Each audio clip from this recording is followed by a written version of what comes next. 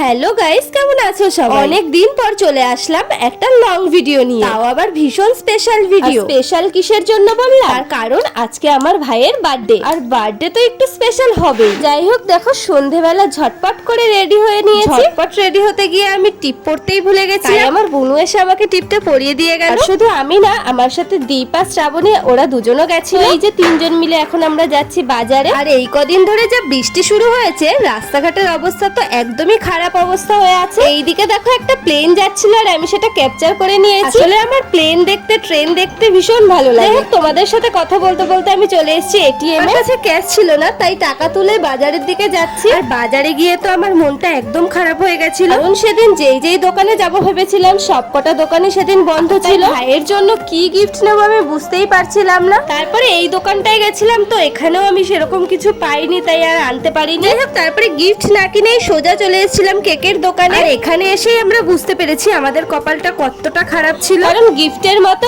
এখানে এসেও দেখছি এখানে সেরকম কেক নেই। তারপরে দীপকে আর শ্রাবণীকে জিজ্ঞেস করে আমি এই কেকটাই চুজ করলাম। এখানে আমি প্রীতিকে বলছিলাম, ভাই আমি 3টে ফোন বন্ধক রেখে কিন্তু কেকটা নেব, আমার কাছে ক্যাশ নেই। সেটা শুনে প্রীতি বলছিল না না, তাহলে কেক বিক্রি নেই।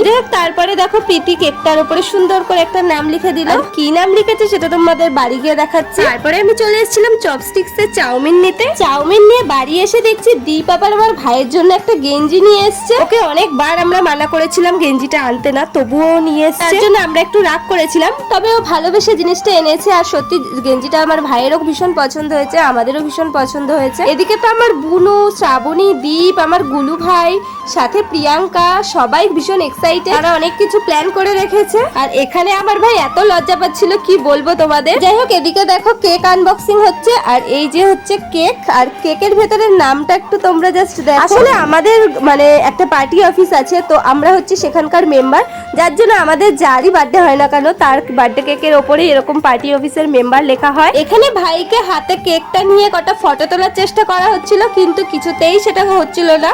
ওর এত হাসি পাচ্ছিল যে গুলু ভাই ওর মুখ চেপে ধরছিল বারবার করে। এদিকে দেখো বার্থডে কার্ড আর ফটো তুলছে কে। যাই হোক, অনেক চেষ্টার পরে আমার ভাইয়ের 2-4টে আমি ফটো তুলতে পেরেছি। আমার ভাইটা না এত কমেডিয়ান যে তোমাদের কি বলবো, মানে ও ফটো তুলবে তাতে ওর কমেডি করতে হবে।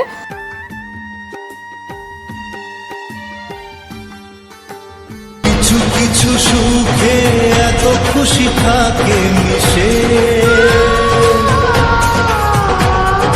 ধরা দেয় অচেনা কাছে সে ভালোবেসে।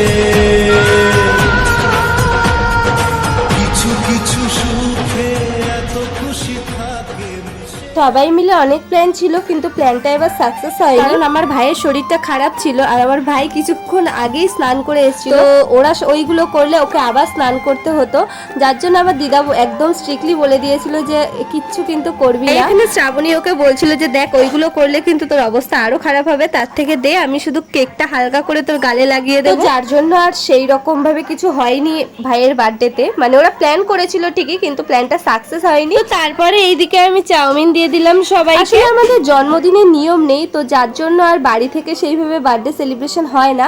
তবুও আমরা নিজেরা এই কোনো রকম ভাবে একটু সেলিব্রেট করি। বাড়ি থেকে মানা করে, কারণ যেহেতু আমাদের নিয়ম নেই। তো আজকের ভিডিওটা এই পর্যন্ত। কেমন লাগলো অবশ্যই কমেন্ট করে জানিও, ভালো লাগলে লাইক, কমেন্ট আর শেয়ার করে দিও। টাটা।